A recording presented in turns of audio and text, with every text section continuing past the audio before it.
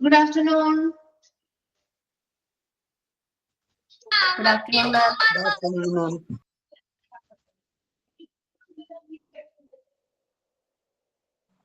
Good afternoon, ma'am. Okay, നമ്മൾ കഴിഞ്ഞ ക്ലാസ്സിലെ ക്വാളിറ്റി അഷ്വറൻസ് ആൻഡ് നാബ് അല്ലേ സ്റ്റാർട്ട് ചെയ്തിരുന്നേ? Yes, ma'am. Okay, എവിടെ വരെ എടുത്ത് നിർത്തിയത്? Key job responsibility. Key job responsibility അല്ലേ? Okay, അത് കംപ്ലീറ്റ് ആയില്ലല്ലോ അല്ലേ? കംപ്ലീറ്റ് ആയിരുന്നില്ലല്ലോ? 9 point വരെ പറഞ്ഞു. Okay, ശരി.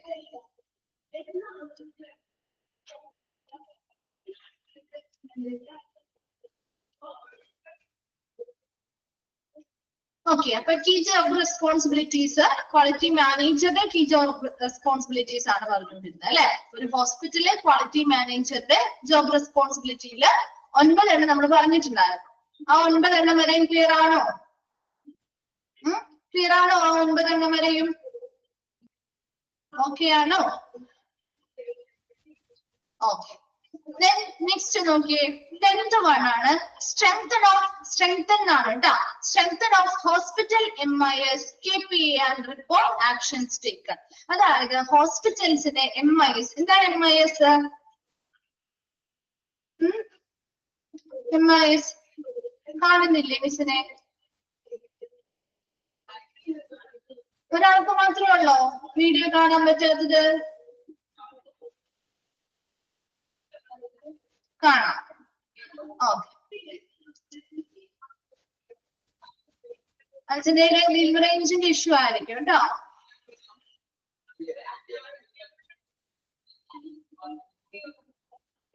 ഓക്കെ. MIS എന്ന് പറഞ്ഞാല് ഹോസ്പിറ്റൽ മാനേജ്മെന്റ് ഇൻഫർമേഷൻ സിസ്റ്റം അല്ലെ? Hospital management information system. അതുപോലെ തന്നെ KPA, കീ പെർഫോമൻസ് ഇൻഡിക്കേറ്റേഴ്സ്. അതൊക്കെ നമ്മൾ വിശദമായിട്ട് ക്വാളിറ്റി മാനേജ്മെന്റ് എന്ന് പറയുന്ന ചാപ്റ്ററിൽ ഓരോന്നും പഠിക്കുന്നുണ്ട് കേട്ടോ. ഒരു 32 ഫോർമുലാസ് ഉൾപ്പെടുത്തിയാണ് നമ്മളിത് പഠിക്കുന്നത്. ഇതിൽ ജസ്റ്റ് കീ പെർഫോമൻസ് ഇൻഡിക്കേറ്റേഴ്സ് എന്താണെന്നുള്ളത് നമ്മൾ വഴിയെ പഠിക്കുന്നുണ്ട്. ഇപ്പൊ KPA അല്ലെങ്കിൽ കീ പെർഫോമൻസ് ഇൻഡിക്കേറ്റേഴ്സ്, അതുപോലെ ഹോസ്പിറ്റലിലെ മാനേജ്മെന്റ് ഇൻഫർമേഷൻ സിസ്റ്റം മുതലായവയൊക്കെ സ്ട്രെങ്തൻ ചെയ്യുക അല്ലെങ്കിൽ ശക്തിപ്പെടുത്തുകയും അതിനുവേണ്ടി എടുത്തിരിക്കുന്ന നടപടികൾ കൃത്യമായിട്ട് റിപ്പോർട്ട് ചെയ്യുകയും ചെയ്യേണ്ടത് ഒരു ക്വാളിറ്റി മാനേജറുടെ റെസ്പോൺസിബിലിറ്റി ആണ്. ഹോസ്പിറ്റലിലെ MIS, മാനേജ്മെന്റ് ഇൻഫർമേഷൻ സിസ്റ്റം, അതുപോലെ തന്നെ KPA, കീ പെർഫോമൻസ് ഇൻഡിക്കേറ്റേഴ്സ്. അപ്പൊ ആ കീ പെർഫോമൻസ് ഇൻഡിക്കേറ്റേഴ്സിനനുസരിച്ചാണ് ഓരോ ഇടങ്ങളിലെയും പെർഫോമൻസ് നിലവാരം എത്രത്തോളമാണ് ഹോസ്പിറ്റലിൽ നടക്കുന്നത് എന്ന് മനസ്സിലാക്കാനും ഇംപ്രൂവ് ചെയ്യാനൊക്കെ വേണ്ടിയിട്ടുള്ള ഇൻഡിക്കേറ്റേഴ്സ് ആണ്. ഇപ്പൊ KPA നമ്മൾ ഒരു 32 എണ്ണം പഠിക്കുന്നുണ്ട് കേട്ടോ. അപ്പൊ അതിന്റെ ഫോർമുല ഒന്നും ഇതിൽ ജസ്റ്റ് അതിന്റെ പേരൊക്കെ പഠിക്കുന്നുള്ളൂ. ഫോർമുല നിങ്ങൾ ക്വാളിറ്റി മാനേജ്മെന്റ് എന്ന് പറയുന്ന ചാപ്റ്ററിൽ ഡീറ്റെയിൽഡ് ആയിട്ട് പഠിക്കും കേട്ടോ. അപ്പൊ നോക്കി, ഇതിന്റെയൊക്കെ സ്ട്രെങ്തൻ ചെയ്യുക, അതുപോലെ തന്നെ ഇതിനു വേണ്ടിയിട്ടുള്ള എന്തൊക്കെ നടപടിക്രമങ്ങളാണോ ചെയ്തിട്ടുള്ളത് അത് കൃത്യമായിട്ട് റിപ്പോർട്ട് ചെയ്യേണ്ടതും ഒരു ക്വാളിറ്റി മാനേജറുടെ റെസ്പോൺസിബിലിറ്റി ആണ്. ക്ലിയർ ആണോ? ഇത് key performance indicators. Key performance indicators. Okay. Next വരുന്നത് കോർഡിനേറ്റിംഗ് അസസിംഗ് അതോറിറ്റി. ഇപ്പൊ ഈ പറയുന്ന ഹോസ്പിറ്റലുകളെയൊക്കെ അസസ് ചെയ്യാൻ വേണ്ടി വിലയിരുത്താൻ വരുന്ന അതോറിറ്റികളോട് കോർഡിനേറ്റ് ചെയ്യുക അല്ലെങ്കിൽ സഹകരിക്കുക. അപ്പൊ അസസിംഗ് അതോറിറ്റി ആരാണോ ഇതിന് അനുവാദം നൽകാനായിട്ട്, ഒരു അക്രഡിറ്റേഷൻ പോലെയുള്ള അനുവാദം നൽകാനായിട്ട്, അസസ്മെന്റിനായിട്ട് അല്ലെങ്കിൽ ഹോസ്പിറ്റലിനെ വിലയിരുത്താൻ വരുന്ന അധികാരികളുമായിട്ട് എന്ത് ചെയ്യുക? കോർഡിനേറ്റ് ചെയ്യുക അല്ലെങ്കിൽ സഹകരിച്ചു പോവുക. Then ensure the employees education on quality standards. ഗുണനിലവാരവുമായി ബന്ധപ്പെട്ട എല്ലാ മാനദണ്ഡങ്ങളും കൃത്യമായിട്ട് ആർക്കറിവുണ്ടായിരിക്കണം? അവിടെയുള്ള ജോലിക്കാർക്ക് അല്ലെങ്കിൽ എംപ്ലോയീസിന് അറിവുണ്ടായിരിക്കണം അല്ലെ? അപ്പൊ അവിടെ ക്വാളിറ്റിയുമായി ബന്ധപ്പെട്ട സ്റ്റാൻഡേർഡ്സ് ഏതൊക്കെയാണ്, എങ്ങനെയാണ് ആ ക്വാളിറ്റി മെയിൻറ്റെയിൻ ചെയ്യേണ്ടത്, എന്ത് സ്റ്റാൻഡേർഡ് അനുസരിച്ചാണ് മെയിൻറ്റെയിൻ ചെയ്യേണ്ടത്, അതിനെക്കുറിച്ച് കൃത്യമായിട്ടുള്ള ഒരു എഡ്യൂക്കേഷൻ ആർക്ക് കൊടുക്കണം? എംപ്ലോയീസിന് കൊടുക്കണം, അവിടുത്തെ ജീവനക്കാർക്ക് കൊടുക്കണം, അത് ഉറപ്പുവരുത്തുക. അവിടെയുള്ള എല്ലാ എംപ്ലോയീസിനും കൃത്യമായിട്ട് ക്വാളിറ്റി സ്റ്റാൻഡേർഡ്സിനെ കുറിച്ചുള്ള ആ ഒരു എഡ്യൂക്കേഷൻ കിട്ടിയിട്ടുണ്ട് എന്ന് ഉറപ്പുവരുത്തുക. ലാസ്റ്റ് വൺ ആണ് responsible for framing and arranging the hospital committees. ഈ ക്വാളിറ്റി ഇംപ്രൂവ് ചെയ്യുക അല്ലെങ്കിൽ ക്വാളിറ്റി നടപ്പിലാക്കുന്നതുമായി ബന്ധപ്പെട്ട് ഹോസ്പിറ്റലിൽ ഒത്തിരി കമ്മിറ്റികൾ രൂപീകരിക്കേണ്ടതായിട്ടുണ്ട്. അങ്ങനെ ഹോസ്പിറ്റൽ കമ്മിറ്റികളെ രൂപീകരിക്കേണ്ടതും അത് ക്രമീകരിക്കാനുമുള്ള ഒരു റെസ്പോൺസിബിലിറ്റി ഒരു ക്വാളിറ്റി മാനേജറിനാണ്. എന്തൊക്കെയാ പറഞ്ഞത്? 10th മുതലാണ് നമ്മൾ പറഞ്ഞത് സ്ട്രെങ്തൻ ഓഫ് ഹോസ്പിറ്റലിലെ മാനേജ്മെന്റ് ഇൻഫർമേഷൻ സിസ്റ്റം, അതുപോലെ കീ പെർഫോമൻസ് ഇൻഡിക്കേറ്റേഴ്സ് KPI മുതലായവയൊക്കെ ശക്തിപ്പെടുത്തുകയും ഇതിനു വേണ്ടി എടുക്കുന്ന എല്ലാ നടപടിക്രമങ്ങളും കൃത്യമായിട്ട് റിപ്പോർട്ട് ചെയ്യുകയും ചെയ്യണം. രണ്ടാമത് പറയുന്നത് അവിടെ ആ ഒരു സ്ഥാപനത്തിനെ അസസ് ചെയ്യാൻ വരുന്ന അല്ലെങ്കിൽ വിലയിരുത്താൻ വരുന്ന അതോറിറ്റികളോട് കോപ്പറേറ്റ് ചെയ്യുക അല്ലെങ്കിൽ കോർഡിനേറ്റുകളിൽ സഹകരിക്കുക. മൂന്നാമതായി പറഞ്ഞത് ensure the employees education and quality standards. ഗുണനിലവാരവുമായി ബന്ധപ്പെട്ട മാനദണ്ഡങ്ങളിൽ എന്തൊക്കെയാണ്, അത് ക്വാളിറ്റി സ്റ്റാൻഡേർഡ്സ് ഏതൊക്കെയാണ്, അതിനെ കുറിച്ച് കൃത്യമായ ഒരു എഡ്യൂക്കേഷൻ അവിടെയുള്ള ഓരോ എംപ്ലോയീസിനും കിട്ടുന്നുണ്ട് എന്ന് ഉറപ്പുവരുത്തുക. ലാസ്റ്റ് പറയുന്നത് ആ ഹോസ്പിറ്റലിലെ വിവിധ കമ്മിറ്റികൾ രൂപീകരിക്കുകയും അതിനുള്ള അറേഞ്ച്മെന്റ്സ് അല്ലെങ്കിൽ ക്രമീകരണം ചെയ്യാനുള്ള ഒരു ഉത്തരവാദിത്വം ക്വാളിറ്റി മാനേജർക്കായിരിക്കും. ക്ലിയർ ആണോ? 4 പോയിന്റ്സും ലാസ്റ്റ് പറഞ്ഞ 4 പോയിന്റ്സും ക്ലിയർ ആണോ?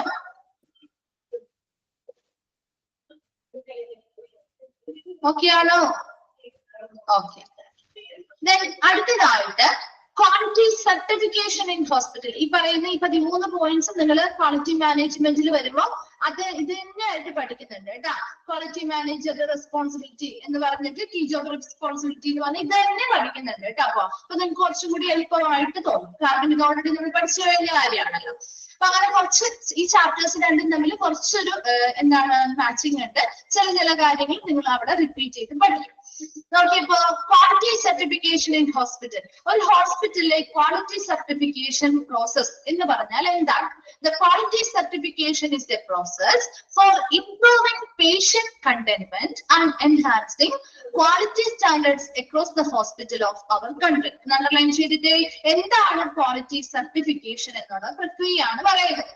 ക്വാളിറ്റി സർട്ടിഫിക്കേഷൻ എന്ന് പറഞ്ഞാൽ ഇറ്റ്സ് എ പ്രോസസ്, ഇതൊരു പ്രക്രിയയാണ് ഫോർ ഇംപ്രൂവിംഗ് പേഷ്യന്റ് കണ്ടെയ്ൻമെന്റ്, പേഷ്യൻസിന്റെ സംതൃപ്തി മെച്ചപ്പെടുത്തുക, ആൻഡ് എൻഹാൻസിംഗ് ക്വാളിറ്റി സ്റ്റാൻഡേർഡ്സ്, ക്വാളിറ്റിയുമായി ബന്ധപ്പെട്ട മാനദണ്ഡങ്ങൾ ഉയർത്തിക്കൊണ്ടുവരിക across the hospital of our country. നമ്മുടെ രാജ്യത്തുടനീളമുള്ള ആശുപത്രികളിൽ അല്ലെ, നമ്മുടെ രാജ്യത്തെ ഉടനീളമുള്ള ആശുപത്രികളിൽ പേഷ്യൻസിന്റെ സംതൃപ്തി മെച്ചപ്പെടുത്തുന്നതിനും അതുപോലെ ക്വാളിറ്റിയുമായി ബന്ധപ്പെട്ട സ്റ്റാൻഡേർഡ്സ് ഉയർത്തിക്കൊണ്ടുവരുന്നതിനും ചെയ്യുന്ന ഒരു പ്രക്രിയയാണ് ക്വാളിറ്റി സർട്ടിഫിക്കേഷൻ എന്ന് പറയുന്നത്. ക്വാളിറ്റി സർട്ടിഫിക്കേഷൻ എന്ന് പറഞ്ഞാൽ അവർ കൺട്രി, നമ്മുടെ രാജ്യത്തുടനീളമുള്ള ഹോസ്പിറ്റലുകളിലെ ക്വാളിറ്റിയുമായി ബന്ധപ്പെട്ട മാനദണ്ഡങ്ങൾ ഉയർത്തിക്കൊണ്ടുവരിക, അതുപോലെ തന്നെ പേഷ്യൻസിന്റെ സംതൃപ്തി മെച്ചപ്പെടുത്തുക മുതലായിട്ടുള്ള ഒരു പ്രക്രിയയാണ് ക്വാളിറ്റി സർട്ടിഫിക്കേഷൻ എന്ന് പറയുന്നത്. ക്ലിയർ ആണോ? ക്വാളിറ്റി സർട്ടിഫിക്കേഷൻ ചോദിക്കാറുണ്ട് കേട്ടോ. Process for improving patient contentment, രോഗിയുടെ ഈ പേഷ്യൻസിന്റെ സംതൃപ്തി മെച്ചപ്പെടുത്തുക, and enhance quality standards across the hospital of our country. നമ്മുടെ രാജ്യത്തുടനീളമുള്ള ഹോസ്പിറ്റലുകളിൽ ക്വാളിറ്റിയുമായി ബന്ധപ്പെട്ട സ്റ്റാൻഡേർഡ്സ് ഉയർത്തിക്കൊണ്ടുവരിക അല്ലെങ്കിൽ വർദ്ധിപ്പിക്കുക.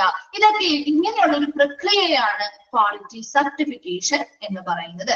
അത് മാത്രം എടുത്തു ചോദിക്കാറുണ്ട് കേട്ടോ, നോട്ട് ചെയ്ത് വെക്കണേ. നെക്സ്റ്റ് പറയുന്നത് organisation structure of quality management department. ഒരു ക്വാളിറ്റി മാനേജ്മെന്റ് ഡിപ്പാർട്ട്മെന്റിന്റെ ഓർഗനൈസേഷണൽ സ്ട്രക്ചറിൽ നമ്മൾ ഓർഗാനോഗ്രാം ഒക്കെ പഠിച്ചില്ലായിരുന്നോ? ഡിപ്പാർട്ട്മെന്റില് ഓർഗാനോഗ്രാം ഒക്കെ പഠിച്ചിട്ടില്ലേ? അത് തന്നെ. അപ്പൊ ആ ഒരു ക്വാളിറ്റി മാനേജ്മെന്റ് ഡിപ്പാർട്ട്മെന്റുമായി ബന്ധപ്പെട്ടുള്ള ഓർഗനൈസേഷൻ സ്ട്രക്ചർ അല്ലെങ്കിൽ ഒരു ഓർഗാനോഗ്രാം ആണ് താഴെ പറഞ്ഞിരിക്കുന്നത്. നോക്കിയത് കാണാൻ പറ്റുന്നുണ്ടോ?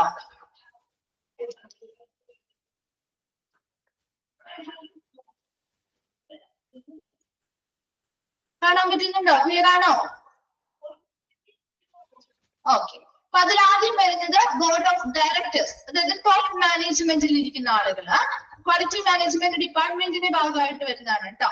അതിന് ബോർഡ് ഓഫ് ഡയറക്ടേഴ്സ് അല്ലെങ്കിൽ ടോപ്പ് മാനേജർ ജസ്റ്റ് ആരൊക്കെയാണെന്നൊന്ന് മാത്രം ഒന്ന് നോക്കി വെച്ചാൽ മതി കേട്ടോ.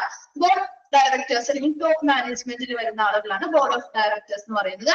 അവരുടെ കീഴിൽ വരുന്ന രണ്ട് വിഭാഗമാണ് സിഇഒ, അഡ്മിനിസ്ട്രേറ്റീവ് ഹെഡ് സിഇഒയും medical superintendent medical care hospital. Medical care hospital medical പരിചരണങ്ങൾ കൊടുക്കുന്ന ഹോസ്പിറ്റലിലെ മെഡിക്കൽ സൂപ്രണ്ടും ഇവര് രണ്ടു പേരുമാണ് എന്തെന്ന് പറയുന്നത് ബോർഡ് ഓഫ് ഡയറക്ടേഴ്സിന് കീഴിൽ വരുന്ന ആളുകൾ. ഇനി അവരുടെ കീഴിൽ വരുന്ന ആളുകളാണ് ക്വാളിറ്റി മാനേജർ, അതിന് കീഴിൽ അസിസ്റ്റന്റ് ക്വാളിറ്റി മാനേജർ ഉണ്ടായിരിക്കും. അവരുടെ കീഴിൽ രണ്ട് സെക്ഷൻ ആയിട്ട് തിരിച്ചിട്ട് ക്വാളിറ്റി എക്സിക്യൂട്ടീവ്, അവരുടെ കീഴിൽ ക്വാളിറ്റി കോർഡിനേറ്റർ, അതിന് കീഴിൽ ക്വാളിറ്റി അസിസ്റ്റന്റ്. ഇപ്പോഴത്താണെങ്കിലോ representative from all medical and non medical department, medical ആയിക്കോട്ടെ നോൺ മെഡിക്കൽ ഡിപ്പാർട്ട്മെന്റ്, ആ മെഡിക്കൽ ആൻഡ് നോൺ മെഡിക്കൽ ഡിപ്പാർട്ട്മെന്റുകളിൽ നിന്നുള്ള റെപ്രസെന്റേറ്റീവ്സ് അല്ലെങ്കിൽ പ്രതിനിധികൾ. ഇപ്പൊ ബോർഡ് ഓഫ് ഡയറക്ടേഴ്സ് അവരുടെ കീഴിൽ രണ്ട് വിഭാഗം, സിഇഒയും മെഡിക്കൽ സൂപ്പറിൻറ്റൻഡും, അവരുടെ കീഴിൽ വരുന്നത് ക്വാളിറ്റി മാനേജർ, അതിന് കീഴിൽ അസിസ്റ്റന്റ് ക്വാളിറ്റി മാനേജർ, അവരുടെ കീഴിൽ രണ്ട് സെക്ഷൻ ആയിട്ട് തിരിച്ചിട്ട് ഒരു സെക്ഷനിൽ ക്വാളിറ്റി എക്സിക്യൂട്ടീവ്, അതിന് കീഴിൽ ക്വാളിറ്റി കോർഡിനേറ്റർ, അതിന് കീഴിൽ ക്വാളിറ്റി അസിസ്റ്റന്റ്. ഒരു സെക്ഷനിൽ representatives off from all medical and non medical department നിന്നുള്ള പ്രതിനിധികളും ഉണ്ടായിരിക്കും. ഇത്രയും ആ ഒരു ക്വാളിറ്റി മാനേജ്മെന്റ് ഡിപ്പാർട്ട്മെന്റിന്റെ ഓർഗനൈസേഷൻ സ്ട്രക്ചർ ആണ്. ഒന്ന് ജസ്റ്റ് ഒന്ന് എഴുതിയിട്ട് ഒന്ന് മനസ്സിലാക്കി പഠിച്ചാൽ മതി കേട്ടോ. ഒരാളെ മാർക്കിട്ട് അപ്പൊ ഇതിൽ ഇൻക്ലൂഡഡ് ആവാത്ത ഇത് അല്ലെങ്കിൽ ഏതെങ്കിലും ഒരെണ്ണം വിട്ടുപോയിട്ട് അത് ചൂസ് ചെയ്ത് എഴുതാൻ പറയാം. അല്ലെങ്കിൽ ഇന്ന വ്യക്തികളുടെ അസിസ്റ്റന്റ് ക്വാളിറ്റി മാനേജറുടെ കീഴിൽ വരുന്നത് ആരൊക്കെയായിരിക്കും, അല്ലെങ്കിൽ ഒരു ക്വാളിറ്റി എക്സിക്യൂട്ടീവിന് കീഴിൽ വരുന്നത് ആരാണ്, അങ്ങനെയുള്ള രീതിയിലുള്ള ക്വസ്റ്റ്യൻ ഉണ്ടാകാം. ഓക്കെ ആണോ? അത് ക്ലിയർ ആണോ? ക്വാളിറ്റി സർട്ടിഫിക്കേഷനും ആ ഒരു ഓർഗനൈസേഷണൽ സ്ട്രക്ചറും.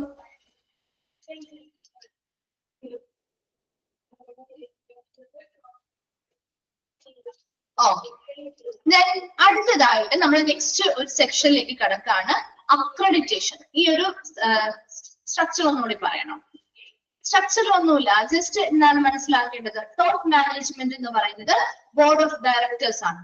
അവരുടെ കീഴിൽ വരുന്നവരാണ് സിഇഒയും അതുപോലെ മെഡിക്കൽ സൂപ്പറിൻറ്റൻഡും. അവരുടെ കീഴിൽ വരുന്ന ആളുകളാണ് ക്വാളിറ്റി മാനേജർ എന്ന് പറയുന്ന വ്യക്തി വരുന്നുണ്ട്. അവരുടെ കീഴിൽ അസിസ്റ്റന്റ് ക്വാളിറ്റി മാനേജർ വരുന്നുണ്ട്. ഇനി ഈ അസിസ്റ്റന്റ് ക്വാളിറ്റി മാനേജറുടെ കീഴിൽ രണ്ട് വിഭാഗമായിട്ട് തിരിക്കുന്നു.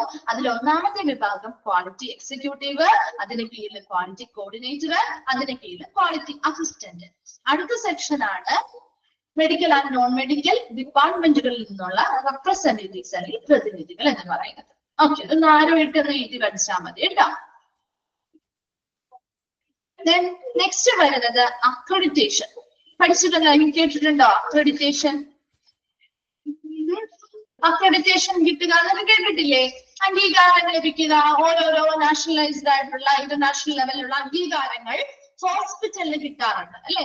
അതാണ് ശരിക്കും അക്രഡിറ്റേഷൻ എന്നതുകൊണ്ട് ഉദ്ദേശിക്കുന്നത്. നോക്കി, accreditation refers to public recognition. ഒരു പൊതു അംഗീകാരത്തെയാണ് അക്രഡിറ്റേഷൻ സൂചിപ്പിക്കുന്നത്. Accreditation refers to public recognition, ഒരു പൊതു അംഗീകാരത്തെയാണ് അക്രഡിറ്റേഷൻ സൂചിപ്പിക്കുന്നത്. For a hospital to be accredited, ഒരു ഹോസ്പിറ്റല് അക്രഡിറ്റഡ് ആയി അല്ലെങ്കിൽ അവർക്ക് ഒരു അംഗീകാരം ലഭിച്ചു എന്ന് പറഞ്ഞാൽ it is done through an independent external evaluation for that of that organization's level of performance in connection with the standard. അതായത് ഒരു ഹോസ്പിറ്റലിന് ഒരു അക്രഡിറ്റേഷൻ കിട്ടിയെന്ന് വിചാരിക്കും. അതായത് ഒരു പൊതു അംഗീകാരം കിട്ടുന്നതിനെയാണ് സൂചിപ്പിക്കുക. ഒരു പൊതു അംഗീകാരം അല്ലെങ്കിൽ ഒരു അക്രഡിറ്റേഷൻ കിട്ടിയ ഒരു ഹോസ്പിറ്റൽ ആണെങ്കിൽ ആ അക്രഡിറ്റേഷൻ വെറുതെ ഒന്നും കിട്ടില്ല.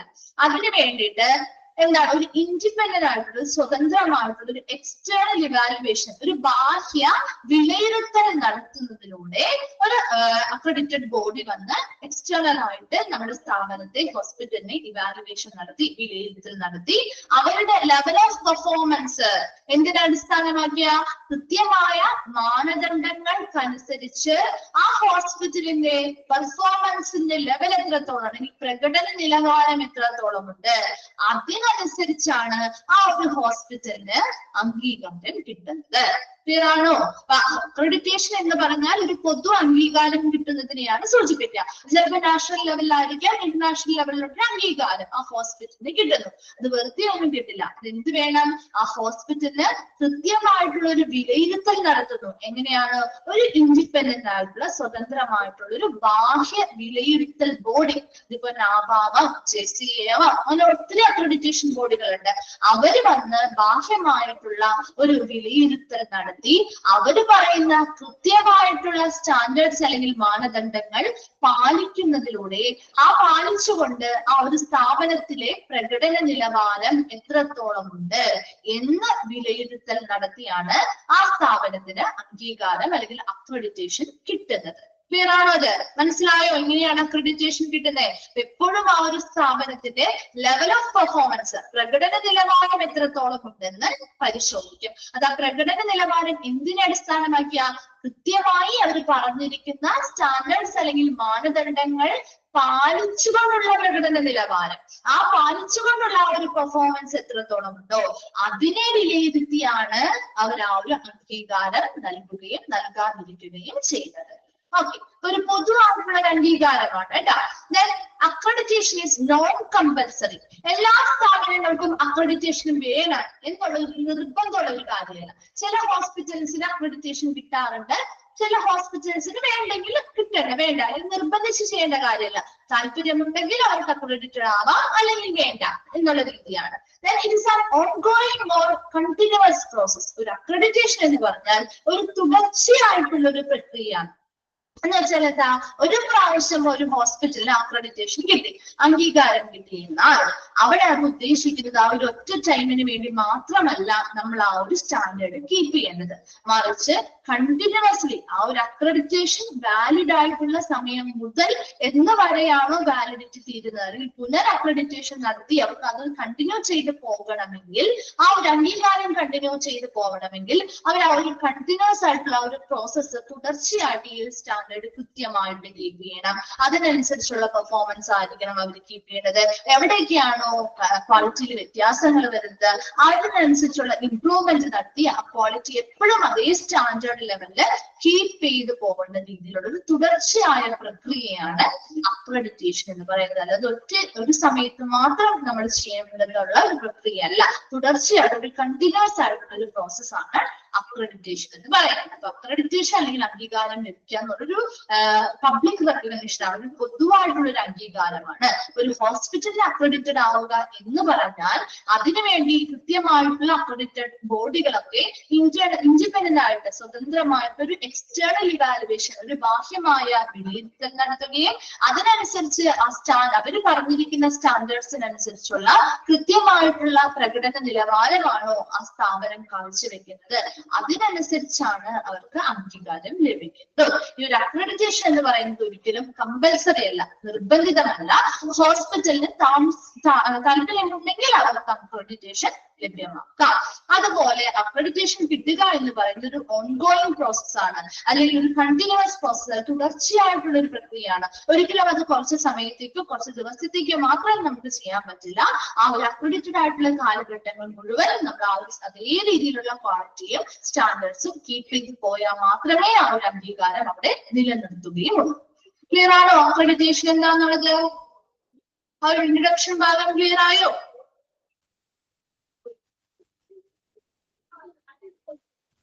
ഓക്കെ ആണോ? എന്താണ് ഒരു റിപ്ലൈ ചെയ്യാതെ? ഓക്കെ. അടുത്തത് നമ്മൾ പഠിക്കാൻ പോകുന്നത് ബെനിഫിറ്റ്സ് ഓഫ് അക്രഡിറ്റേഷൻ. അക്രഡിറ്റേഷൻ എന്താണെന്ന് ജസ്റ്റ് ഒന്ന് മനസ്സിലാക്കി വെച്ചാൽ മതി കേട്ടോ. ഈ ബെനിഫിറ്റ്സ് എന്നാണ് കൂടുതലും ചോദിക്കാറ് കേട്ടോ. ബെനിഫിറ്റ്സ് ചോദിച്ച് കണ്ടിട്ടുണ്ട്. ബെനിഫിറ്റ്സ് ഓഫ് അക്രഡിറ്റേഷൻ, അതില് അക്രഡിറ്റേഷൻ വഴി ഒരുപാട് പേർക്ക് പ്രയോജനം ലഭിക്കുന്നുണ്ട്. അത് ആർക്കൊക്കെയാണ്, എന്തൊക്കെ പ്രയോജനങ്ങളാണ് ലഭിക്കുന്നത് അതാണ് ഇനി നമ്മൾ നോക്കുന്നത്. ബെനിഫിറ്റ്സ് ഓഫ് അക്രഡിറ്റേഷനില് ബെനിഫിറ്റ്സ് ഫോർ പേഷ്യന്റ്, ആദ്യം ഏറ്റവും പ്രയോജനകരമായിട്ടുള്ളത് പേഷ്യൻസിന് തന്നെയാണ്. പേഷ്യൻസിന് എന്തൊക്കെയാണ് പ്രയോജനകരം? ഒരു അക്രഡിറ്റേഷൻ കിട്ടിയ സ്ഥാപനത്തിൽ നിന്നും പേഷ്യൻസിന് എന്തൊക്കെ പ്രയോജനങ്ങൾ ലഭ്യമാകുന്നുണ്ട്? അതിലൊന്നാമത് patients are the biggest beneficiary. പേഷ്യൻസിനാണ് ഏറ്റവും കൂടുതൽ പ്രയോജനം ലഭിക്കുന്നത്. ഒരു അക്രഡിറ്റേഷൻ അല്ലെങ്കിൽ അംഗീകാരം കിട്ടിയ സ്ഥാപനങ്ങളിൽ നിന്നും ഏറ്റവും കൂടുതൽ പ്രയോജനം കിട്ടുന്നത് പേഷ്യൻസിനാണ്. നോക്കിയേ, accreditation causes high quality of care and patient safety. Accreditation വഴി എന്തിന് കാരണമാവുന്നത്? ഒരു ഉയർന്ന ഗുണനിലവാരമുള്ള പരിചരണവും രോഗി സുരക്ഷയും നമുക്ക് ഇതിലൂടെ അവർക്ക് ഉറപ്പുവരുത്താനായിട്ട് സാധിക്കുന്നുണ്ട്. നമുക്കറിയാം, നിങ്ങൾക്ക് മനസ്സിലാക്കേണ്ടത് ഒരു അക്രഡിറ്റഡ് എന്ന് പറയുമ്പോൾ അവിടെ അവർ നല്ല സ്റ്റാൻഡേർഡ് കീപ്പ് ചെയ്യും. കൃത്യമായിട്ടുള്ള ക്വാളിറ്റി സ്റ്റാൻഡേർഡ്സ് കീപ്പ് ചെയ്തായിരിക്കും അവരുടെ പ്രകടനം എന്ന് പറയുന്നത്. അതുകൊണ്ട് തന്നെ അവർ ഈ പറയുന്ന സ്റ്റാൻഡേർഡ്സുമായി ബന്ധപ്പെട്ട പേഷ്യൻസിന്റെ റൈറ്റ്സ് നല്ല രീതിയിൽ ബഹുമാനിക്കപ്പെടുന്നുണ്ട്. അവർക്ക് വേണ്ട എല്ലാ തരത്തിലുമുള്ള ഫെസിലിറ്റികൾ ചെയ്തു കൊടുക്കുന്നുണ്ട്. അങ്ങനെയുള്ള എല്ലാ വിഭാഗപ്പെട്ട എല്ലാ കാര്യങ്ങളും പേഷ്യൻസിന് കേന്ദ്രീകൃതമായിട്ടുള്ള എല്ലാ കാര്യങ്ങളും ആ ഒരു ഹോസ്പിറ്റലിൽ കൃത്യമായ ക്വാളിറ്റി സ്റ്റാൻഡേർഡ് പ്രകാരം ചെയ്യുന്നത് കൊണ്ട് തന്നെ അവിടെ ആ ഒരു പേഷ്യന്റിന് അവർക്ക് ആവശ്യമായിട്ടുള്ള ഉയർന്ന ഗുണനിലവാരമുള്ള പരിചരണവും പേഷ്യൻസിന്റെ സുരക്ഷയും നമുക്ക് ഇതിലൂടെ കിട്ടുന്നുണ്ട്. മൂന്നാമതായിട്ട്, the patients are serviced by credentialed medical staff. അതുപോലെ ഇപ്പൊ ഒരു അക്രഡിറ്റഡ് സ്ഥാപനം എന്ന് പറയുമ്പോൾ നല്ല ക്വാളിറ്റിയുള്ള കെയർ കൊടുക്കണമെങ്കിൽ അതിനനുസരിച്ച് ക്വാളിഫൈഡ് ആയിട്ടുള്ള ജീവനക്കാരായിരിക്കും, അല്ലെ? നല്ല അംഗീകൃതമായിട്ടുള്ള എല്ലാ രീതിയിലും നല്ല പ്രകടനം കാഴ്ചവെക്കുന്ന ഒരു സ്ഥാപനം എന്ന് പറയുമ്പോൾ അവിടുത്തെ ജീവനക്കാരുടെ യോഗ്യതയും അതിനനുസരിച്ച് ഉയർന്നതായിരിക്കില്ലേ? ഇല്ലേ? നല്ല യോഗ്യതയുള്ള മെഡിക്കൽ സ്റ്റാഫുകൾ വഴിയാണ് ഇവർക്ക് സർവീസുകൾ കിട്ടുന്നത്. അതും ആ പേഷ്യന്റിനുള്ള ഒരു പ്രയോജനമാണ്. അടുത്തതായിട്ട്, rights of patients are esteemed and protected. പേഷ്യൻസിന്റെ ഓരോരുത്തരുടെയും അവകാശങ്ങൾ സംരക്ഷിക്കപ്പെടുകയും ബഹുമാനിക്കപ്പെടുകയും ഇതിലൂടെ ചെയ്യുന്നുണ്ട്. ലാസ്റ്റ് പോയിന്റ് ആണ്, patient satisfaction is frequently evaluated. പേഷ്യൻസിന്റെ സംതൃപ്തി പതിവായി വിലയിരുത്തൽ നടത്തുകയും ചെയ്യുന്നു. അപ്പൊ എന്തൊക്കെയാണോ എവിടെയൊക്കെയാണോ ഇംപ്രൂവ്മെന്റ് വരുത്തേണ്ടത് അതിനനുസരിച്ചുള്ള ഇംപ്രൂവ്മെന്റ് വരുത്താനായിട്ടും ഇതിലൂടെ സാധിക്കുന്നുണ്ട്. അപ്പോ ബെനിഫിറ്റ്സ് ഓഫ് പേഷ്യൻസിനുള്ള ബെനിഫിറ്റ്സ് ആണ്. എന്തൊക്കെയാണ് പേഷ്യൻസിനുള്ള ബെനിഫിറ്റ്സ് പറഞ്ഞത്? പേഷ്യൻസ് ആണ് ഒരു അക്രഡിറ്റേഷൻ വഴി ഏറ്റവും കൂടുതൽ പ്രയോജനകരമായിട്ടുള്ള ഒരു വ്യക്തികൾ എന്ന് പറയുന്നത് പേഷ്യൻസ് തന്നെയാണ്. അവർക്ക് അക്രഡിറ്റേഷനിലൂടെ എന്തിന് കാരണമാകുന്നു എന്ന് പറയുന്നത്? ഉയർന്ന ഗുണനിലവാരമുള്ള പരിചരണം ലഭ്യമാക്കുന്നുണ്ട്. പേഷ്യൻസിന്റെ സുരക്ഷയും നമുക്ക് ഉറപ്പുവരുത്താൻ സാധിക്കുന്നുണ്ട്. മൂന്നാമതായിട്ട് പറയുന്നത്, പേഷ്യൻസിന് സർവീസുകൾ കൊടുക്കുന്നത് യോഗ്യതയുള്ള മെഡിക്കൽ സ്റ്റാഫുകളിൽ നിന്ന് ആയിരിക്കും. അതുപോലെ പേഷ്യൻസിന്റെ എസ്റ്റീംഡ് റൈറ്റ്സ്, പേഷ്യൻസിന്റെ അവകാശങ്ങൾ ബഹുമാനിക്കപ്പെടുകയും സംരക്ഷിക്കപ്പെടുകയും ചെയ്യുന്നുണ്ട്. ഓരോ പേഷ്യൻസിന്റെയും സംതൃപ്തി പതിവായി വിലയിരുത്തൽ നടത്തി മെച്ചപ്പെടുത്തലുകൾ നടത്താനും നമുക്ക് സാധിക്കുന്നുണ്ട്. ഇതൊക്കെ ഒരു അക്രഡിറ്റേഷൻ വഴി കിട്ടുന്ന പ്രയോജനങ്ങളാണ്. കിട്ടുന്ന പേഷ്യൻസിന് കിട്ടുന്ന പ്രയോജനങ്ങളാണ്. വേഗം ഒന്ന് വായിച്ചു നോക്കിയ benefits four patients.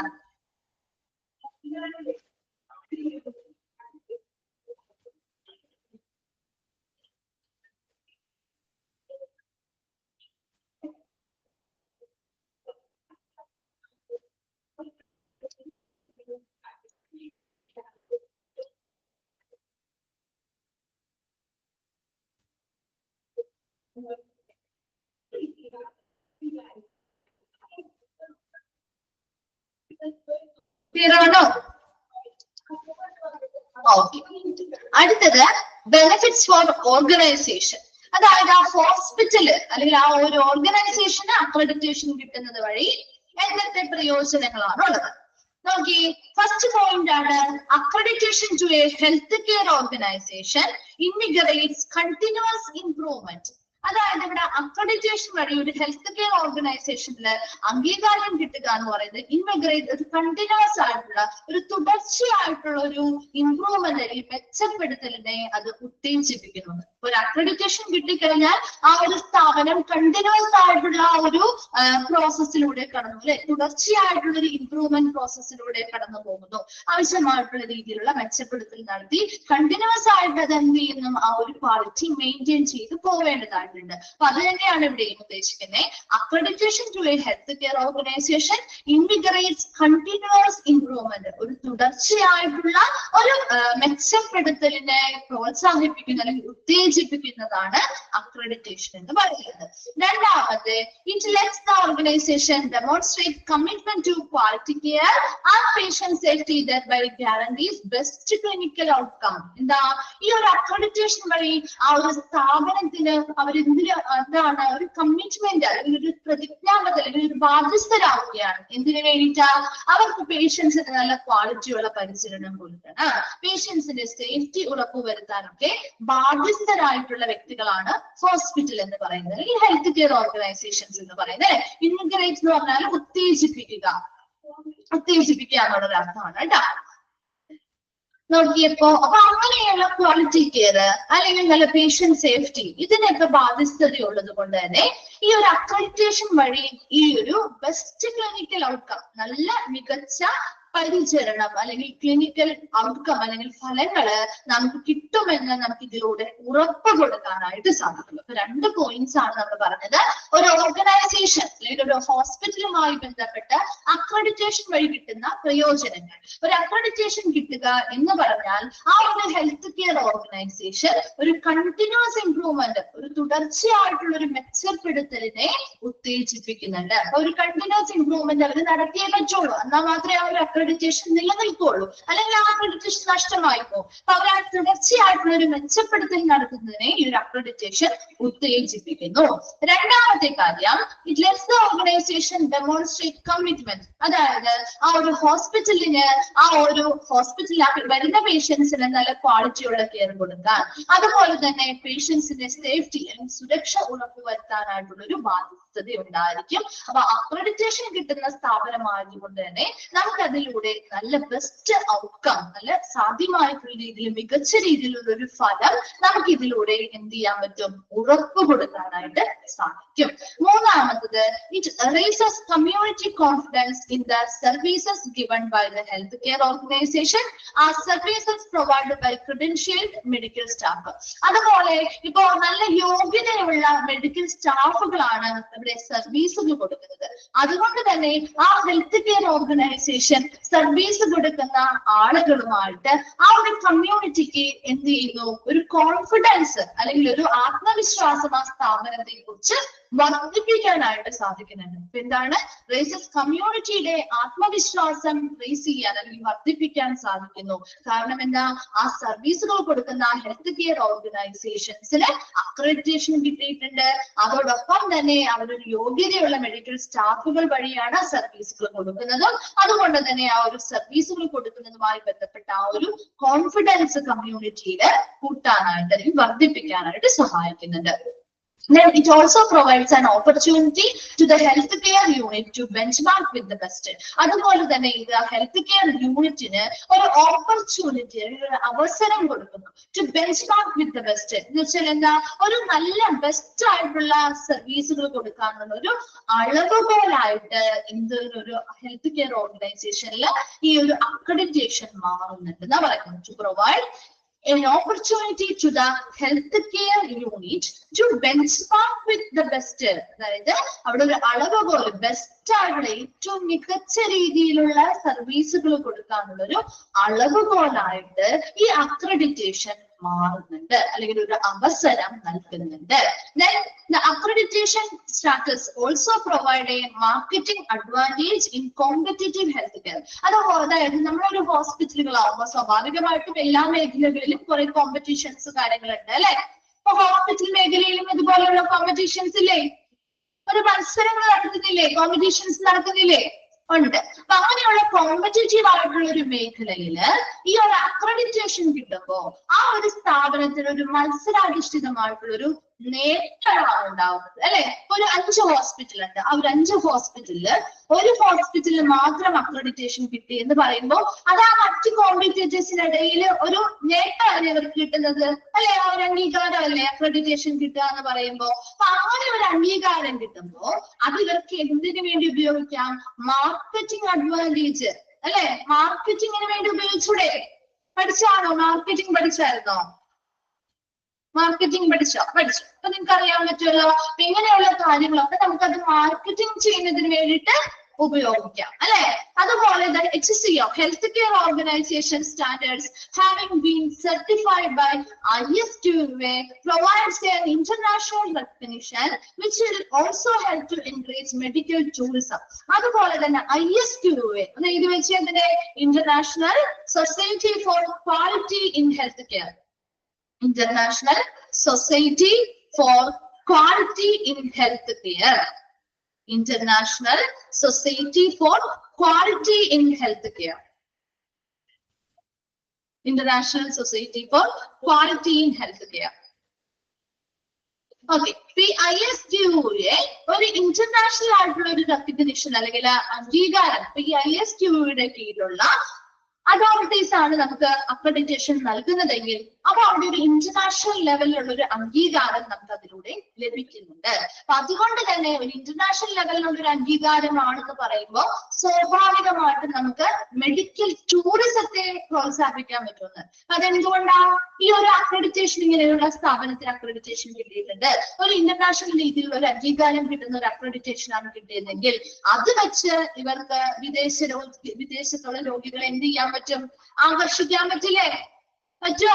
Medical tourism.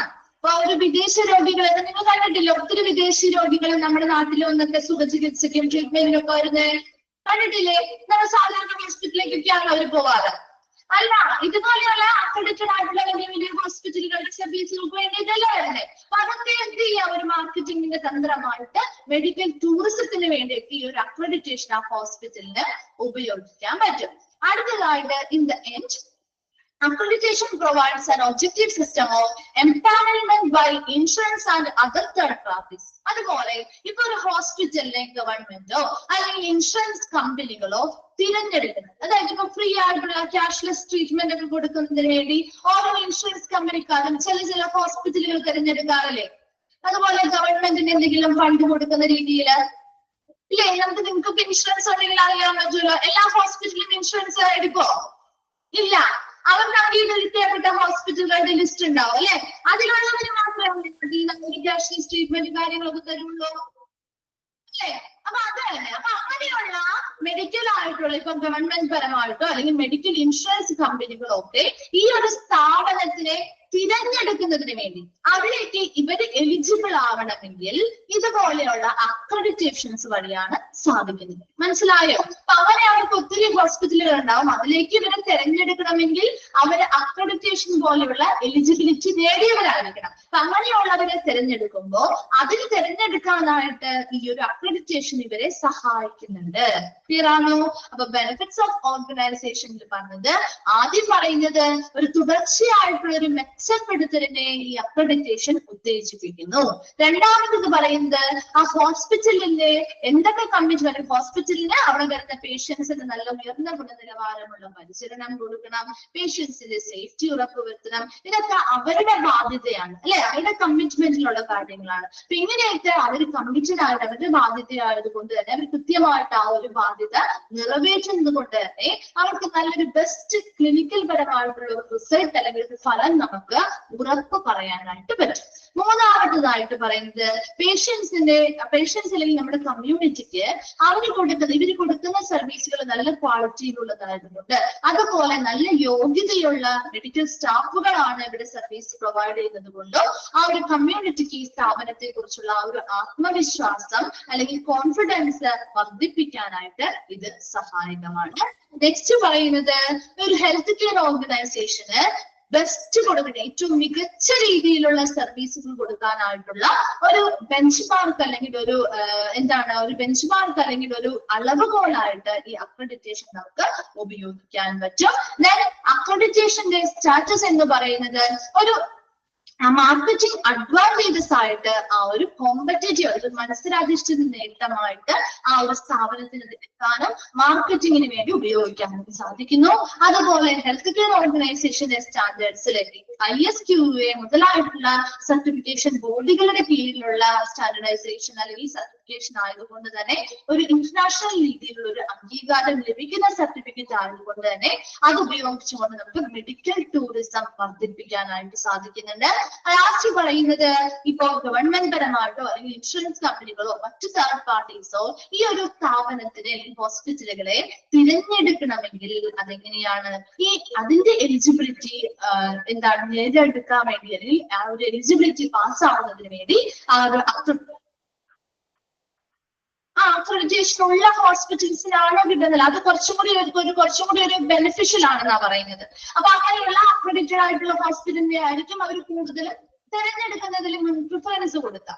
മനസ്സിലായോ? അപ്പൊ ഉള്ള ലിസ്റ്റുകളിൽ നിന്നും ഏറ്റവും മികച്ചതിനെ നോക്കിയല്ലേ തിരഞ്ഞെടുക്കുന്നേ. അപ്പൊ അങ്ങനെയുള്ള മികച്ച ഹോസ്പിറ്റലുകളെ നോക്കി തിരഞ്ഞെടുക്കുമ്പോൾ ഇവർക്ക് അതൊരു ബെനിഫിറ്റ് ആണ്. ഒരു അക്രഡിറ്റേഷൻ കിട്ടുന്ന ഹോസ്പിറ്റലുകൾക്ക് കുറച്ചും കൂടി പ്രിഫറൻസുകൾ ഉണ്ടാവും. അതാണ് ഉദ്ദേശിക്കുന്നത്. ഓക്കെ, വേഗം ഒന്ന് വായിച്ചു നോക്കി. Benefits four organisation.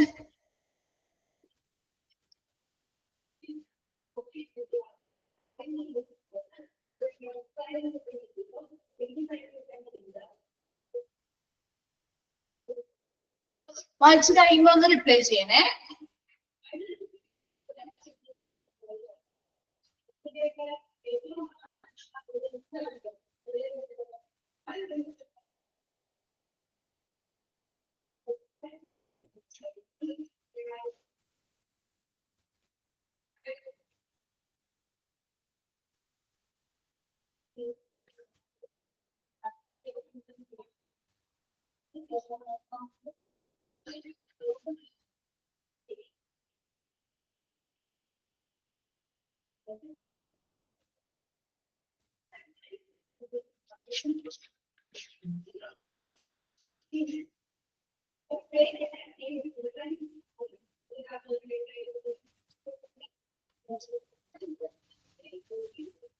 ക്ലിയർ ആണോ?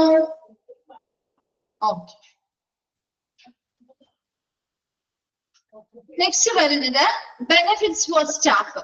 അവിടെയുള്ള സ്റ്റാഫുകൾക്കുള്ള പ്രയോജനങ്ങൾ. ഒരു അക്രഡിറ്റേഷൻ കിട്ടിയാൽ ആ സ്റ്റാഫുകൾക്ക് എന്തൊക്കെ പ്രയോജനങ്ങളാണ് ആ ഒരു സ്ഥാപനം വഴി ഉണ്ടാകുന്നത്. നോക്കി, the staff in an accredited hospital is content a lot since it provides for continuous learning, good working environment and leadership. അപ്പോ HCA എന്നത് ഹെൽത്ത് കെയർ ഓർഗനൈസേഷൻ.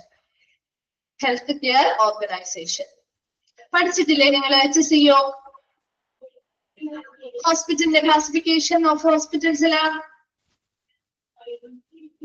പഠിച്ചതാണ്.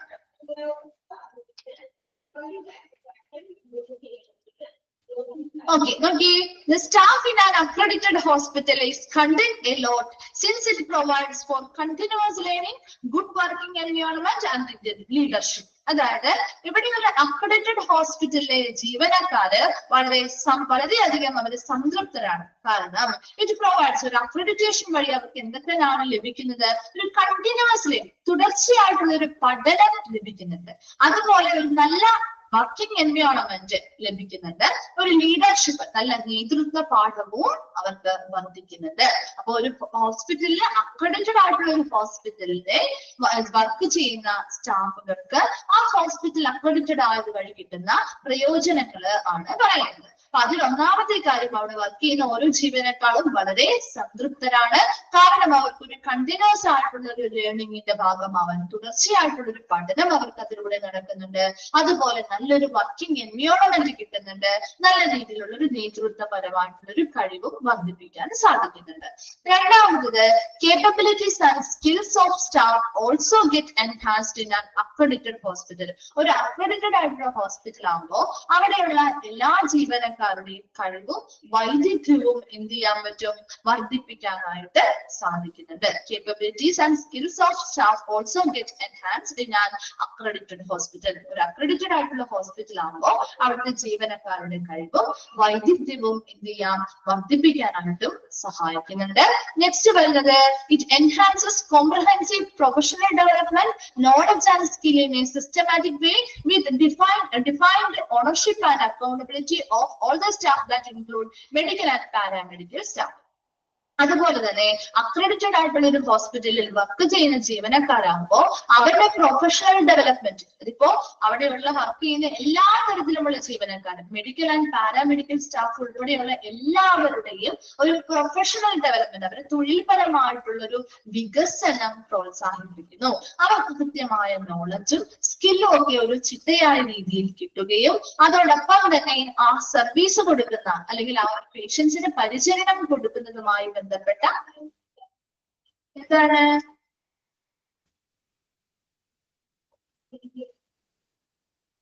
എന്താ പറഞ്ഞിരിക്കുന്നത്? ഒന്നുകൂടെ പറയണോ? മിസ് ഇത് മൂന്നും പറഞ്ഞു കഴിഞ്ഞിട്ട് പറയാം കേട്ടോ, ഒന്നുകൂടി പറഞ്ഞുതരാം കേട്ടോ. നോക്കി, എൻഹാൻസസ് കോംപ്രഹെൻസീവ് പ്രൊഫഷണൽ ഡെവലപ്മെന്റ്, ഒരു തൊഴിൽപരമായിട്ടുള്ളൊരു വികസനം, അവരുടെ പ്രൊഫഷണൽ ആയിട്ട് അല്ലെങ്കിൽ തൊഴിൽപരമായിട്ടുള്ളൊരു വികസനം അവർക്ക് ഇതിലൂടെ വർദ്ധിപ്പിക്കാൻ സാധിക്കുന്നുണ്ട്. നല്ല രീതിയിലുള്ള അറിവുകൾ നേടാൻ പറ്റുന്നുണ്ട്, നല്ല രീതിയിലുള്ള സ്കിൽസ് അല്ലെങ്കിൽ നൈപുണ്യം വർദ്ധിപ്പിക്കാൻ സാധിക്കുന്നുണ്ട്. പിന്നെ സിസ്റ്റമാറ്റിക് വേ, ചിട്ടയായ രീതിയിൽ with defined ownership and accountability of all the staff, അവിടെയുള്ള എല്ലാ ജീവനക്കാരുടെയും, മെഡിക്കൽ ആയിക്കോട്ടെ പാരാമെഡിക്കൽ സ്റ്റാഫ് ആയിക്കോട്ടെ, അങ്ങനെയുള്ള എല്ലാ സ്റ്റാഫുകളുടെയും ആ ഒരു ഉത്തരവാദിത്വവും ഓണർഷിപ്പ് അല്ലെങ്കിൽ ആ ഒരു ഉടമസ്ഥാവകാശവും ഒക്കെ നമുക്ക് കൃത്യമായിട്ട് ഡിഫൈൻഡ് ആയിട്ട് പറഞ്ഞു കൊടുക്കാനും അതിലൂടെ അവരുടെ നോളജും സ്കില്ലും ഒക്കെ വർദ്ധിപ്പിക്കാനും മൊത്തത്തിൽ അവരുടെ ആ ഒരു പ്രൊഫഷണൽ ഡെവലപ്മെന്റ്, സമഗ്രമായിട്ടുള്ള ആ ഒരു പ്രൊഫഷണൽ ഡെവലപ്മെന്റ് വർദ്ധിപ്പിക്കാനും സാധിക്കുന്നുണ്ട്. അപ്പൊ ഒരു ബെനിഫിറ്റ്സ് ഫോർ സ്റ്റാഫുകൾക്ക് വേണ്ടിയിട്ടുള്ള പ്രയോജനങ്ങളാണ്. ഒന്നാമത് പറഞ്ഞത്, ആ ഒരു അക്രഡിറ്റഡ് ആയിട്ടുള്ള ഹോസ്പിറ്റലിൽ വർക്ക് ചെയ്യുന്ന സ്റ്റാഫുകൾക്ക് വളരെ സംതൃപ്തരാണ്. കാരണം അവർക്കൊരു കണ്ടിന്യൂസ് ലേണിംഗ്, തുടർച്ചയായിട്ടുള്ള ഒരു പഠനത്തിന്റെ ഭാഗമാകാൻ സാധിക്കുന്നുണ്ട്. നല്ലൊരു വർക്കിംഗ് എൻവയോൺമെന്റ് ലഭിക്കുന്നുണ്ട്. അതുപോലെ നല്ലൊരു ലീഡർഷിപ്പിന് വേണ്ടിയുള്ള ഒരു കഴിവും ലഭിക്കുന്നുണ്ട്. രണ്ടാമത് പറയുന്നത്, capabilities and skills of staff also get enhanced in an accredited hospital. ഒരു അക്രഡിറ്റഡ് അല്ലെങ്കിൽ ഒരു അംഗീകൃത ആശുപത്രിയിലെ വർക്ക് ചെയ്യുന്ന സ്റ്റാഫുകൾക്ക് അവരുടെ കഴിവുകളും സ്കിൽസും അല്ലെങ്കിൽ വൈദഗ്ധ്യവും അല്ലെങ്കിൽ നൈപുണ്യവും ഒക്കെ വർദ്ധിപ്പിക്കാനായിട്ട് സാധിക്കുന്നുണ്ട്. മൂന്നാമത്തത് പറയുന്നത്, it enhances A patient comprehensive professional development. അവിടെയുള്ള വർക്ക് ചെയ്യുന്ന എല്ലാ സ്റ്റാഫുകൾക്കും, മെഡിക്കൽ ആൻഡ് പാരാമെഡിക്കൽ സ്റ്റാഫുകൾ ഉൾപ്പെടെയുള്ള എല്ലാവർക്കും അവരുടെ ജോലിയുമായി ബന്ധപ്പെട്ട ഉത്തരവാദിത്തങ്ങളെ കുറിച്ചുള്ള അറിവുകൾ കിട്ടുന്നുണ്ട്, കൃത്യമായിട്ടുള്ള ഉടമസ്ഥാവകാശങ്ങൾ കിട്ടുന്നുണ്ട്, കൃത്യമായിട്ട് അവരുടെ കഴിവുകളും സ്കില്ലുകളും ഒക്കെ വികസിപ്പിക്കാനുള്ള ഒരു അവസരം കിട്ടുന്നുണ്ട്, കൃത്യമായിട്ടുള്ള നോളജുകൾ കിട്ടുന്നുണ്ട്. അതിലൂടെ അവരുടെ ആ ഒരു പ്രൊഫഷണൽ ഡെവലപ്മെന്റ്, തൊഴിൽപരമായിട്ടുള്ള ആ ഒരു വികസനം വർദ്ധിപ്പിക്കാനും സാധിക്കുന്നുണ്ട്. വേഗം ഒന്ന് വായിച്ചു നോക്കിയേ, ബെനിഫിറ്റ്സ് ഫോർ സ്റ്റാഫ്.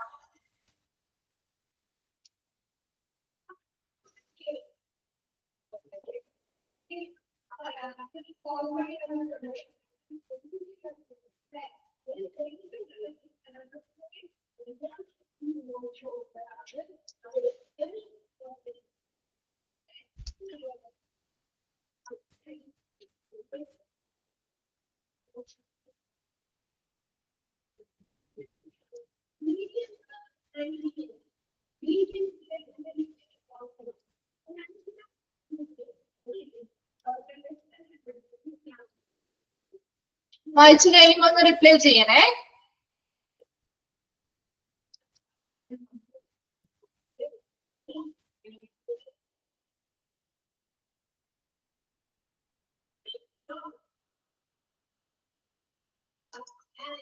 ക്ലിയർ ആണല്ലോ?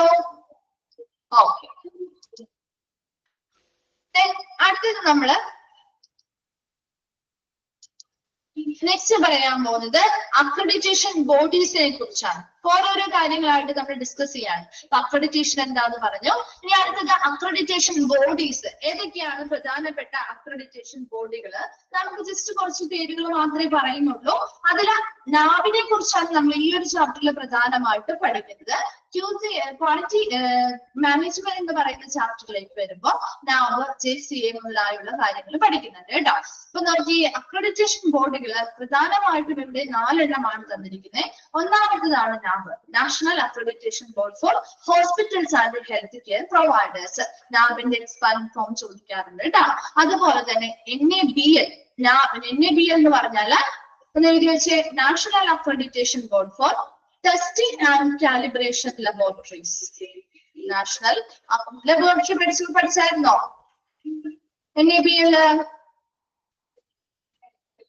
ലബോറട്ടറി ചാപ്റ്റർ ഉണ്ടായില്ലേ? ലബോറട്ടറി സർവീസസ് പഠിച്ചായിരുന്നോ? NABL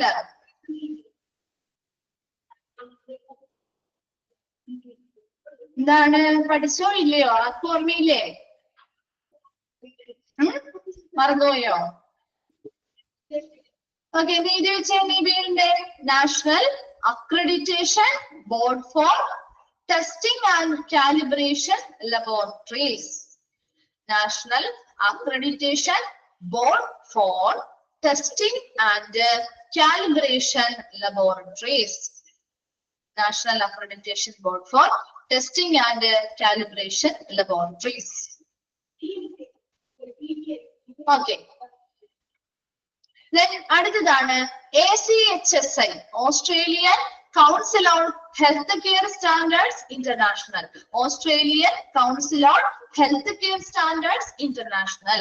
Then അടുത്തതാണ് JCA. ജസ്റ്റ് നിങ്ങളൊന്ന് പേരും അതിന്റെ എക്സ്പാൻഡഡ് ഫോമും ഒന്ന് മനസ്സിലാക്കി വെച്ചാൽ മതി കേട്ടോ. ആവശ്യമുള്ളത് നാബിനെ കുറിച്ചൊക്കെ നമ്മൾ ഡീറ്റെയിൽ ആയിട്ട് പഠിക്കുന്നുണ്ട് കേട്ടോ. അപ്പൊ അതിനെ പറ്റി പറയുന്നുണ്ട്. ജസ്റ്റ് ബാക്കിയുള്ളതിലേക്ക് ഒന്ന് എക്സ്പാൻഡഡ് ഫോമും ഷോർട്ട് ഫോമും നോക്കി വെച്ചാൽ മതി. JCA എന്ന് പറഞ്ഞാൽ ജോയിന്റ് കമ്മീഷൻ ഇന്റർനാഷണൽ. JCA ചോദിക്കാറുണ്ട് കേട്ടോ, എക്സ്പാൻഡഡ് ഫോം ചോദിക്കാറുണ്ട്.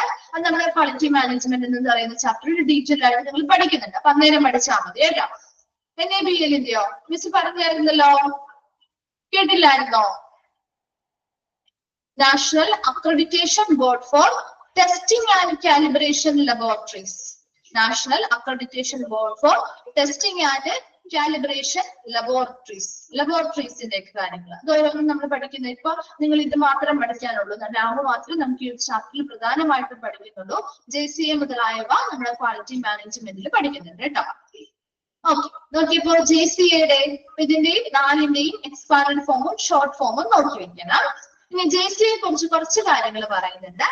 Work to enhance patient safety and quality of healthcare in the international community by promising education, publications, advisory services, and international accreditation and certification. For JCA എന്ന് പറയുന്നത് work to enhance patientsന്റെ സുരക്ഷ, അതുപോലെ തന്നെ quality of healthcare, ആരോഗ്യ പരിചരണത്തിലുള്ള ക്വാളിറ്റിയുടെ ഗുണനിലവാരം മുതലായവ വർദ്ധിപ്പിക്കുന്നതിന് വേണ്ടി പ്രവർത്തിക്കുന്ന ഒരു സ്ഥാപനമാണ്. In the international community, international community അല്ലെങ്കിൽ അന്താരാഷ്ട്ര കമ്മ്യൂണിറ്റിയില് നമ്മുടെ പേഷ്യൻസിന്റെ സേഫ്റ്റിയും അതുപോലെ തന്നെ ഹെൽത്ത് കെയർ ആരോഗ്യ പരിചരണത്തിന്റെ ഗുണനിലവാരവും വർദ്ധിപ്പിക്കുന്നതിന് വേണ്ടി വർക്ക് ചെയ്യുന്ന ഒരു സ്ഥാപനമാണ് JCA അല്ലെങ്കിൽ ജോയിന്റ് കമ്മീഷൻ ഇന്റർനാഷണൽ. അത് ബൈ പ്രോമിസിങ് ഇത് എന്തൊക്കെ ചെയ്യുന്നത്? JCA വഴി എഡ്യൂക്കേഷൻസ് നൽകുന്നുണ്ട്, പബ്ലിക്കേഷൻസ് പുറത്തിറക്കുന്നുണ്ട്, അഡ്വൈസറി സർവീസുകൾ നൽകുന്നുണ്ട്, അതുപോലെ ഒരു ഇന്റർനാഷണൽ അക്രഡിറ്റേഷനും സർട്ടിഫിക്കേഷനും നൽകുന്നുണ്ട്. ഒരു JCA എന്ന് പറയുന്നത് ജോയിന്റ് കമ്മീഷൻ ഇന്റർനാഷണൽ ആണ്. അത് എന്തിനു വേണ്ടി വർക്ക് ചെയ്യുന്നു? To enhance safety and quality of health care in the international community. ഒരു അന്താരാഷ്ട്ര കമ്മ്യൂണിറ്റിയുടെ സേഫ്റ്റി, അപ്പൊ ആ ഒരു പേഷ്യന്റിന്റെ സുരക്ഷയും അതുപോലെ തന്നെ ഹെൽത്ത് കെയർ മേഖല ആരോഗ്യ പരിചരണത്തിലുള്ള ഒരു ക്വാളിറ്റി ഗുണനിലവാരവും വർദ്ധിപ്പിക്കുന്നതിന് വേണ്ടി വർക്ക് ചെയ്യുന്നു. അതുപോലെ ഇത് എന്തിനു പ്രോമിസ് ചെയ്യുന്നു എന്ന് പറഞ്ഞാൽ ഇത് എന്തൊക്കെയാണ് നൽകുന്നത്? എഡ്യൂക്കേഷൻസ് നൽകുന്നുണ്ട്, ക്വാളിറ്റി സ്റ്റാൻഡേർഡ്സുമായി ബന്ധപ്പെട്ട എഡ്യൂക്കേഷൻസ് നൽകുന്നുണ്ട്, പബ്ലിക്കേഷൻസ് പുറത്തിറക്കുന്നുണ്ട്, അഡ്വൈസറി സർവീസുകൾ നമുക്ക് തരുന്നുണ്ട്, അതുപോലെ ഇന്റർനാഷണൽ ലെവലിലുള്ള അക്രഡിറ്റേഷനും സർട്ടിഫിക്കേഷനും ഇവര് പ്രൊവൈഡ് ചെയ്യുന്നുണ്ട്. Then JCA is the world largest healthcare accreditor. ഒന്നാണല്ലേ ചെയ്തിട്ട് JCA എന്ന് പറയുന്നത് വേൾഡിലെ ലാർജസ്റ്റ് ആയിട്ടുള്ള ഒരു അക്രഡിറ്റേഷൻ നൽകുന്ന ഒരു സ്ഥാപനമാണ് അല്ലെങ്കിൽ അക്രഡിറ്റർ ആണ്. Since 1994, each hospital that has tried JCA's gold seal of approval has been done so as part of a constant performance improvement journey. അപ്പോൾ 1994 ആയപ്പോഴേക്കും മിക്ക ഹോസ്പിറ്റലും ഓരോ ഹോസ്പിറ്റലുകളും JCAയുടെ ഒരു ടോപ്പ് റാങ്ക് ആണ്. JCAയുടെ ഗോൾഡ് സീൽ ഓഫ് അപ്രൂവൽ നേടാൻ വേണ്ടി ട്രൈ ചെയ്തു. So as part of a constant performance improvement journey, തുടർച്ചയായിട്ടുള്ള അവരുടെ ആ ഒരു പ്രകടനം മെച്ചപ്പെടുത്തുന്ന ആ ഒരു ജേർണി അല്ലെങ്കിൽ ആ ഒരു യാത്രയുടെ ഫലമായിട്ടാണ് അവർ ഈ ഒരു ഗോൾഡ് സീൽ ഓഫ് അപ്രൂവൽ അവർക്ക് നേടാൻ സാധിക്കുന്നത്. JCA മാത്രമാണ് അവിടെ പ്രത്യേകമായിട്ട് കുറച്ച് കൊടുത്തിട്ടുള്ളൂ. നാവിനെ നമ്മൾ ഓൾറെഡി പഠിക്കുന്നുണ്ട് കേട്ടോ. അപ്പൊ അതിന് 4 എണ്ണത്തിന്റെയും എക്സ്പാൻഡഡ് ഫോമും ഷോർട്ട് ഫോമും നോക്കി വെക്കാം. JCA ജോയിന്റ് കമ്മീഷൻ ഇന്റർനാഷണൽ എന്ന് പറഞ്ഞാൽ ഇത് ആ ഹോസ്പിറ്റലിലുള്ള അല്ലെങ്കിൽ ആ ഹെൽത്ത് കെയർ മേഖലയുമായി ബന്ധപ്പെട്ട ക്വാളിറ്റി കൃത്യമായിട്ട് ക്വാളിറ്റി എന്ത് ചെയ്യുക, ഉറപ്പുവരുത്തുക. അതുപോലെ പേഷ്യൻസിന് സുരക്ഷ വർദ്ധിപ്പിക്കുക. ഇന്റർനാഷണൽ കമ്മ്യൂണിറ്റിയിൽ അന്താരാഷ്ട്ര കമ്മ്യൂണിറ്റിയിൽ പേഷ്യന്റ് സേഫ്റ്റിയും ക്വാളിറ്റി ഓഫ് ഹെൽത്ത് കെയറും വർദ്ധിപ്പിക്കുക. അതുപോലെ തന്നെ എന്തൊക്കെ കാര്യങ്ങൾക്കാണ് പ്രോമിസിംഗ് തരുന്നത്? കൃത്യമായി എഡ്യൂക്കേഷൻസ് നൽകുന്നു, പബ്ലിക്കേഷൻസ് പുറത്തിറക്കുന്നു, അഡ്വൈസറി സർവീസുകൾ തരുന്നു, ആൻഡ് ഇന്റർനാഷണൽ ലെവലുള്ള അക്രഡിറ്റേഷനും സർട്ടിഫിക്കേഷനും ഇതിലൂടെ തരുന്നുണ്ട്. ഇനി JCA എന്ന് പറയുന്നത് വേൾഡിലെ ലാർജസ്റ്റ് ഹെൽത്ത് കെയർ അക്രഡിറ്റർ ആണ്. അതുപോലെ തന്നെ 1994 ആയപ്പോഴേക്കും ഓരോ ഹോസ്പിറ്റലും JCAയുടെ ആ ഒരു ഗോൾഡ് സീൽ അപ്രൂവൽ നേടാൻ വേണ്ടി കണ്ടിന്യൂസ് ആയിട്ട് അവര് ഇംപ്രൂവ്മെന്റ് ജേർണി നടത്തുന്നു. അതിലൂടെ ഒത്തിരി പേർക്ക് JCAയുടെ അംഗീകാരവും ലഭ്യമായിട്ടുണ്ട്. വേഗം ഒന്ന് വായിച്ചു നോക്കിയാൽ ഇത്രയും വരെ ഒന്ന് വേഗം വായിച്ചു നോക്കിയാൽ അതിനുശേഷം നമ്മൾ നാബിലേക്ക് കിടക്കാണ് കേട്ടോ. വായിച്ചു കഴിയുമ്പോൾ ഒന്ന് റിപ്ലൈ ചെയ്യണേ.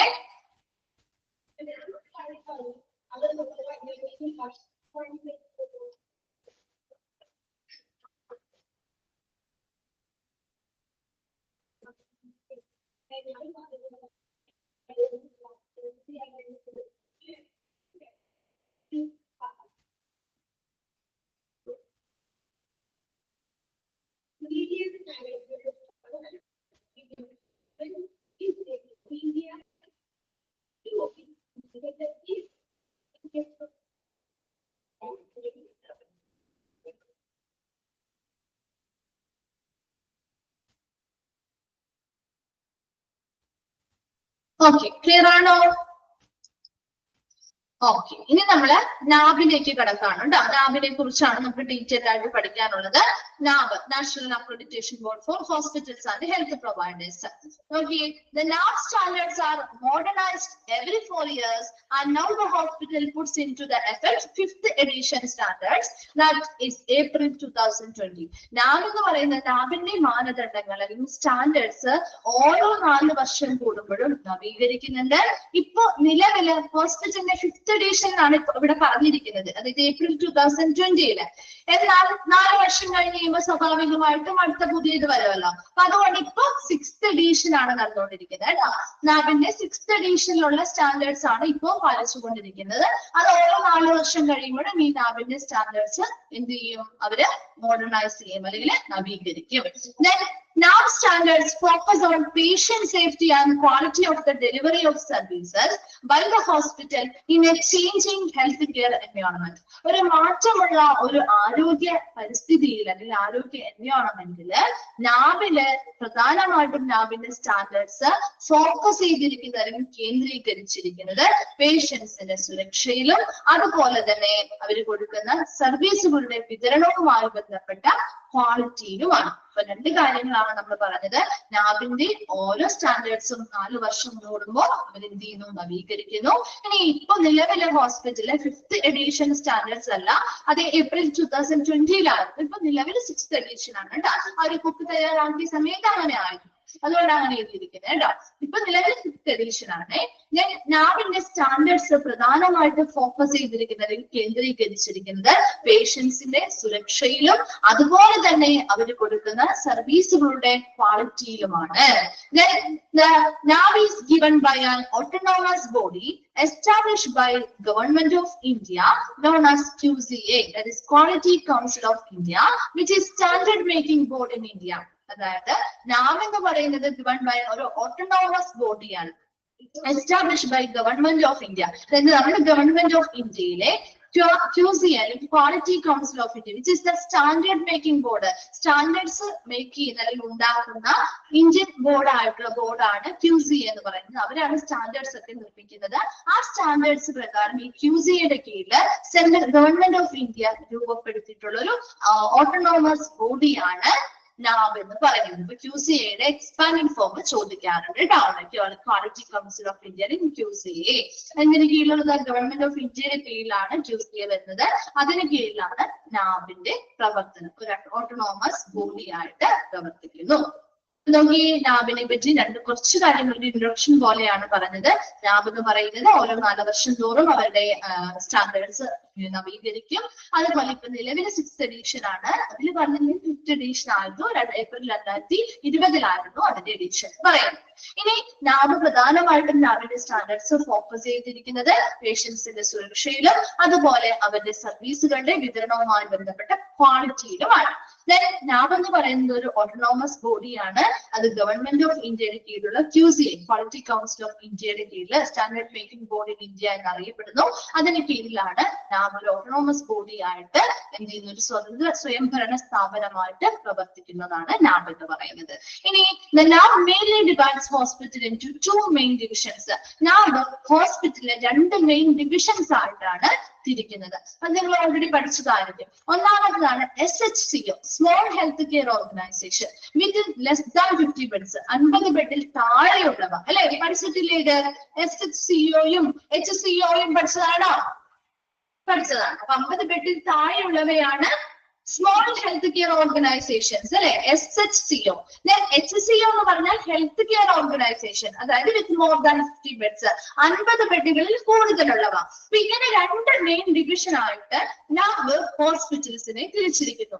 അതിനനുസരിച്ചാണ് അവരുടെ സ്റ്റാൻഡേർഡ്സും കാര്യങ്ങളും ഒക്കെ എന്ത് ചെയ്യുന്നത്, തീരുമാനിക്കുന്നതും നടപ്പിലാക്കുന്നതും. അപ്പൊ ഒരു ഹോസ്പിറ്റല് SHCOയിൽ വരുമോ, ഹെൽത്ത് കെയർ ഓർഗനൈസേഷൻ HCOയിൽ വരുമോ എന്ന് തീരുമാനിക്കുന്നത് അവിടുത്തെ ബെഡിന്റെ എണ്ണത്തിനനുസരിച്ചാണ് അല്ലെ. 50 ബെഡിൽ കുറവാണെങ്കിൽ അത് SHCOയും 50 ബെഡിൽ കൂടുതലാണെങ്കിൽ അത് HCOയും ആയിരിക്കും. ഇത്രയും വരെ വേഗം ഒന്ന് വായിച്ചു നോക്കിയേ.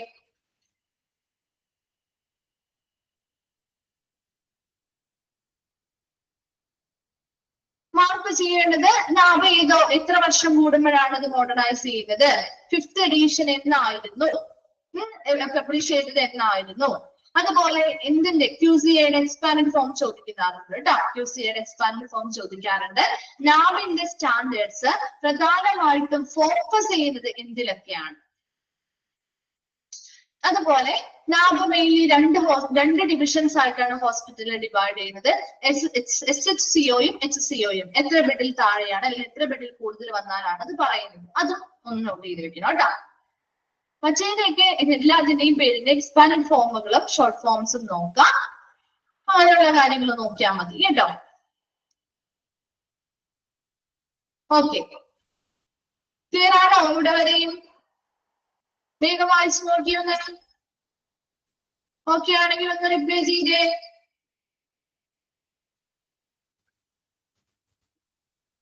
ഓക്കെ, നെക്സ്റ്റ് ക്ലാസ്സിൽ വരുമ്പോ ഇത്രയും ഭാഗം ഒന്ന് വായിച്ചിട്ട് വരാം കേട്ടോ. ഇനിയിപ്പോ എടുത്തു തുടങ്ങിയാൽ മിസ് അത് സ്റ്റാർട്ട് ചെയ്താല് കുറച്ച് പറയാനുണ്ട്. അപ്പൊ അതുകൊണ്ടാണ് പുതിയതായിട്ട് തുടങ്ങാത്തത്.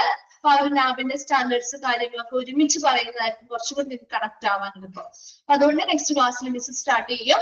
ഇത്രയും വരെയും ഒന്ന് വായിച്ച് മനസ്സിലാക്കിയിട്ട് വരാം കേട്ടോ. Thank you.